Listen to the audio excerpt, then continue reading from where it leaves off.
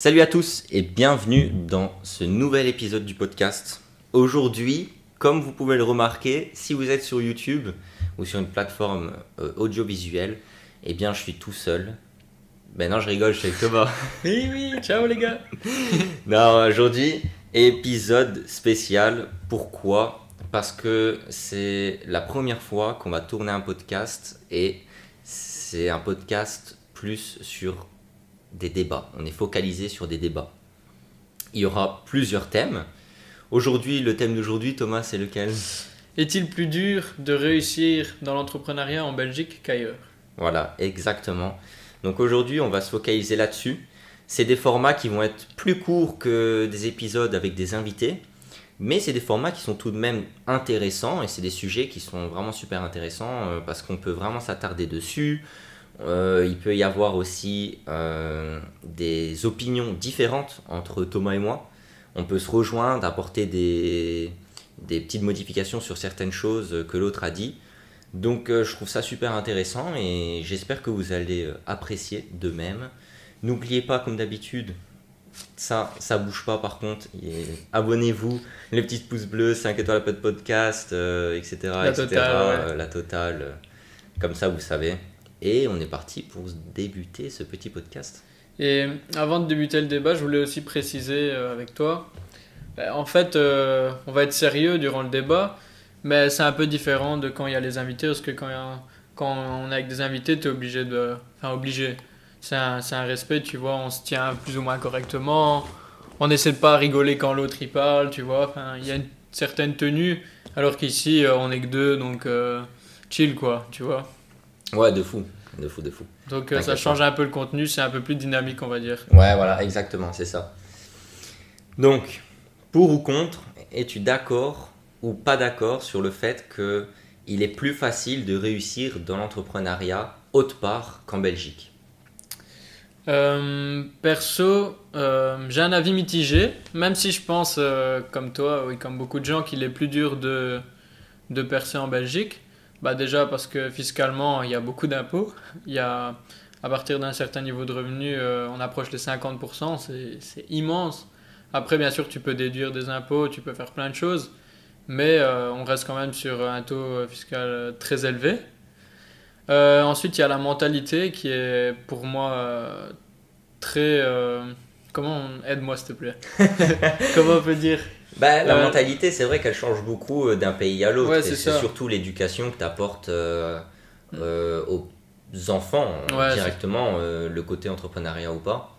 C'est vrai que dans d'autres pays, on va encore citer du côté américain, mais dans le continent américain, plus précisément les États-Unis, on va pas parler d'Amérique centrale et Amérique du Sud, c'est plus l'Amérique du Nord, forcément, où ils ont un côté un peu plus entrepreneurial qui est super important. Ils éduquent leurs enfants à entreprendre et l'échec n'est pas un échec pour nous. Pour eux, l'échec, c'est une réussite. Ouais, bien sûr. Eux, ils fêtent leur échec et c'est justement ça que je veux dire, c'est que dans la mentalité en Belgique ou même en France, elle n'aide pas, tu vois. Parce que les gens, ils sont toujours à critiquer, ils t'encouragent pas forcément, enfin, tu vois. Alors que même à Dubaï, par exemple, tu vois, tu veux créer des contacts à Dubaï, c'est facile, tu parles avec tout le monde, les gens, ils sont ouverts, ils t'échangent leurs cartes de visite et tout. En Belgique, oui, tu peux le faire, même en France. Bien sûr, on le fait à petite échelle, mais c'est quand même pas la même chose, je trouve, qu'aux États-Unis ou dans des pays comme les Émirats Arabes Unis, tu vois. C'est moins branché business, tu vois. Donc, il y a toujours une certaine retenue, on va dire. Donc ça, pour moi, c'était déjà deux inconvénients. Après, un point positif qu'il faut pas qu'on oublie, c'est que en Belgique, on a quand même pas mal d'aides. Par exemple, la région wallonne, elle peut nous filer un peu d'argent ou des formations quand on est étudiant entrepreneur. Si on a un bon projet, bien sûr, ils donnent pas de l'argent comme ça n'importe comment. Mais tu vois, ça c'est déjà une aide qu'on a quand même en Belgique, c'est pas le cas partout. Par exemple, en Asie, c'est différent. On a un niveau d'éducation qui est quand même pas mal, tu vois. Je dis pas que c'est le meilleur et qu'il est parfait, loin de là, mais on a quand même accès à certaines bases. Par exemple, on a suivi des cours de sciences éco et on a obtenu la gestion.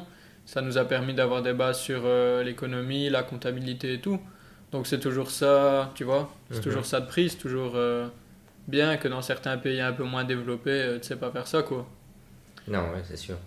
C'est sûr qu'on ne verra pas d'un pays qui est moins développé ou en développement. Ouais, Ouais. c'est ça.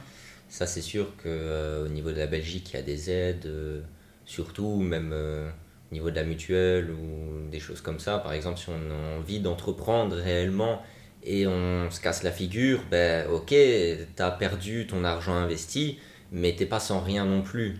T'as quand même quelques aides au niveau mutuel, tu dois pas la payer, tu vois, comme dans d'autres pays où tu dois payer ta propre mutuelle et c'est cher. Donc on a quand même certaines aides, comme tu dis, il y a aussi des aides d'État comme ici, c'est qui a fait la FEDER qui a financé Ouais, ouais, ouais. Les fonds les locaux. FEDER, l'Union Européenne, elle a donné pas mal d'argent à la Wallonie, du coup pour aider notamment les étudiants à se lancer dans Mhm. l'entrepreneuriat ou en tant qu'indépendant. Donc ça, c'est vachement pas mal. Et aussi, c'est ça que je voulais dire, c'est en Belgique, si tu échoues totalement, que tu n'as plus aucun argent, tu sais quand même toucher le chômage, tu vois. Alors qu'aux États-Unis, ton projet est foire, tu n'as plus d'argent du tout, ben, je pense que si je me trompe pas, tu es à la rue, tu vois. Donc, franchement, on a toujours une certaine sécurité. Mais je pense que cette sécurité, elle pousse aussi les gens à Un ne peu pas se lancer, entreprendre. tu vois. Et à rester dans une routine. Ouais. Je pense que cette sécurité, elle est bien, mais pas tout. Enfin, elle est bien, mais elle a quand même pas mal de défauts. Parce que je trouve que trop de sécurité, ça fait en sorte que les gens restent dans leur zone de confort. Donc, pour moi, ça, c'est le point négatif Ouais, de ouais, la exact, sécurité. exact. Ouais, non, c'est sûr que tu te dis pourquoi entreprendre si je peux gagner de l'argent en faisant rien du tout, tu vois ce que je veux dire. Ouais, c'est ça. Après, c'est sûr que tout dépend encore une fois de ta volonté. C'est-à-dire que si tu te sens bien et ton niveau de vie en touchant le chômage est, est correct pour toi, bah tu vas rester au chômage puisque t'as pas besoin d'entreprendre, t'as pas besoin de plus d'argent, ton niveau de vie il te sent bien, tu restes au chômage, bah tu restes au chômage, tu vois ce que je veux dire.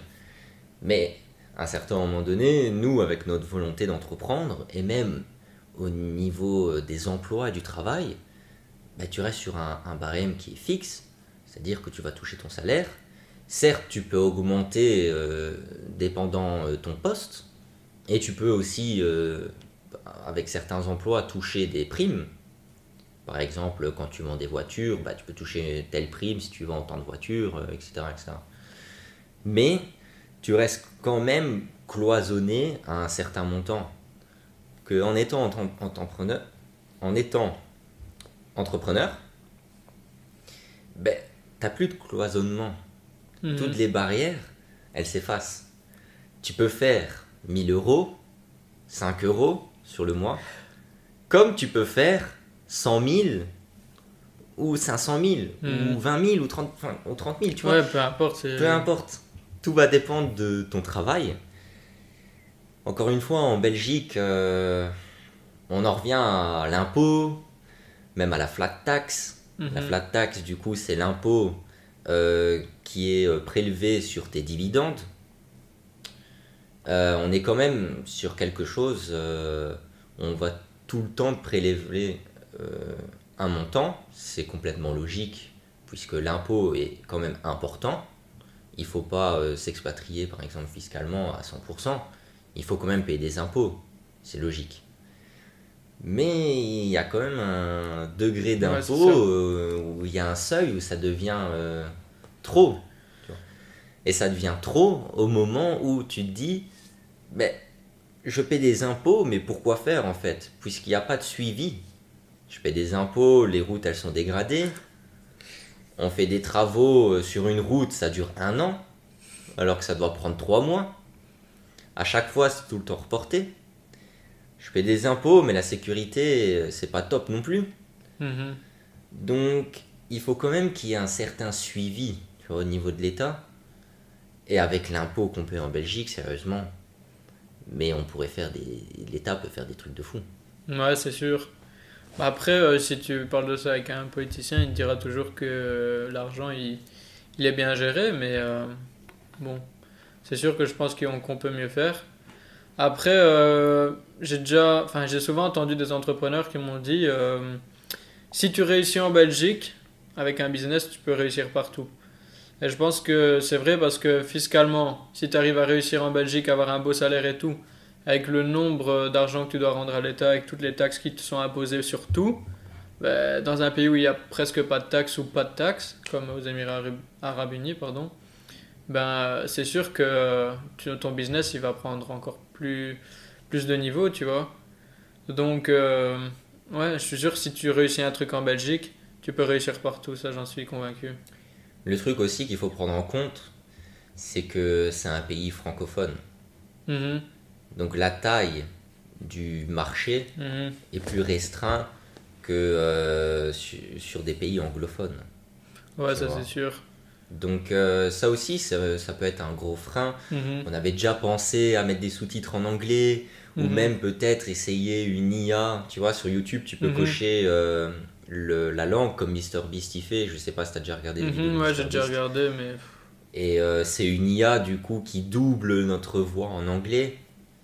Ça a des coûts trop élevés maintenant parce que c'est novateur, c'est nouveau. Donc si tu dois payer, bah, tu dois payer le prix fort, Mhm, forcément, vu que c'est réservé à peu de monde. Donc il y a la taille du marché forcément qui diminue aussi. Donc c'est pour ça qu'on dit que bah, c'est plus dur. mhm. Certes, la Belgique aussi, c'est pas un pays très grand. Ouais, c'est sûr. Donc c'est toujours mieux de partir dans d'autres pays francophones comme en France, pourquoi pas la Suisse. Bah, Après, le t'as le Canada aussi. Luxembourg, c'est Ouais. encore plus petit que la Belgique forcément. Mhm, Le Canada aussi, ouais. c'est vrai. Enfin, de base, je savais pas, mais quelqu'un m'a expliqué qu'il y avait plus de francophones au Canada qu'en Belgique. Sérieux? Ouais, il y a aux alentours de 5 millions de francophones en Belgique. Et au Canada, je me souviens plus des chiffres. Je veux pas dire de bêtises, mais c'était du genre 7-8 millions, voire peut-être un peu plus. Ouais, quand même. Ouais, tu vois. En plus, ils sont très défenseurs de leur langue et tout à Québec. Donc, ouais, il y a un marché très gros aussi au Canada.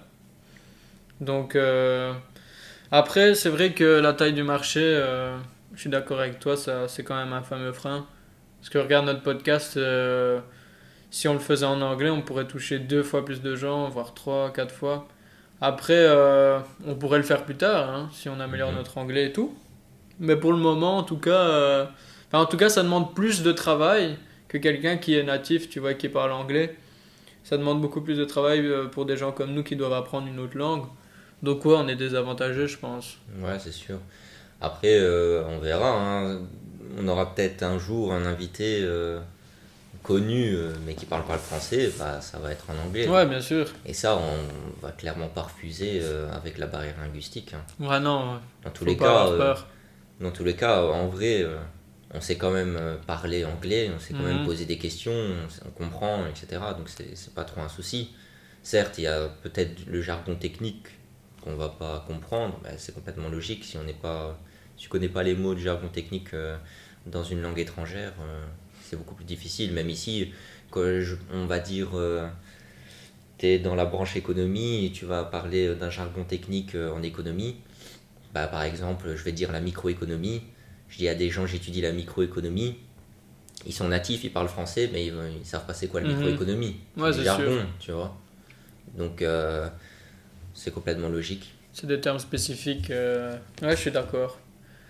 Donc on est d'accord, tous les deux, c'est plus dur de réussir en Belgique qu'ailleurs. Ouais, quand même. Ouais, Quand même, c'est quand même ouais, plus ouais, dur de ouais. réussir en Belgique au niveau de l'entrepreneuriat. Après, tout dépend le secteur, encore une fois. Ouais, bien sûr. Si tu veux réussir dans le secteur de la friterie, par exemple, ben, en Belgique, tu peux facilement réussir. Ouais, ouais, ou si tu crées un site Ouais, e-commerce. ouais, bien sûr. Là, ça touche à l'international, Ouais, bien carrément. sûr. Mais on parle vraiment d'un business physique où il peut y avoir un problème de barrière linguistique. Ouais, mais même en soi, e-commerce, t'as quand même beaucoup d'impôts, tu vois. Ouais, oui, bah oui, Donc, l'impôt, oui. en vrai, dans tous les cas, on se fait douiller, quoi. C'est ça le truc, tu vois. Non, c'est sûr qu'il y a quand même quelques problèmes là-dessus. Ouais. Bah, je pense qu'on peut clore ce débat. Bah ouais. Donc voilà, comme ça vous avez une avant-première de comment vont se dérouler les débats. C'est des épisodes qui vont durer entre 20 à 25 minutes sur différents sujets. N'hésitez pas aussi à proposer des sujets que vous voulez qu'on intervienne et qu'on aborde. Pas de problème, on va aborder vos sujets si vous commentez sous cette vidéo, même sur Spotify ou Apple Podcast, vous pouvez commenter et on lira. Si c'est des sujets qui sont pertinents, on va y répondre, pas de souci. Si après vous dites parler de la boulangère du coin, j'en sais rien moi. La boulangère. J'ai même pas d'exemple en vrai, mais si c'est des trucs qui sont pas Ouais, ils ont pertinents compris, t'inquiète. et ça touche pas la majorité des gens, bah ça va pas aller quoi. Tu vois ce que je veux dire? Ouais, totalement, Donc, totalement. voilà. Bon, les gars, n'oubliez pas le pouce bleu, s'il vous plaît. Et faites de la pub, parlez autour de vous. Expliquez le principe de notre concept. Donc voilà. On peut clore ce débat. Bien sûr. On se retrouve dans 2 semaines avec un invité. Et le prochain invité, si on peut donner un petit teaser pour les gens qui sont restés jusqu'à la fin, C'est un étudiant entrepreneur. c'est un ancien étudiant entrepreneur à la FUCAM. Vous allez voir, création de contenu, site internet et ancien sportif aussi. On parlera de tout ça. Donc voilà, comme ça vous êtes au courant, ça reste entre vous et moi. Et nous. Et nous. Ciao les gars.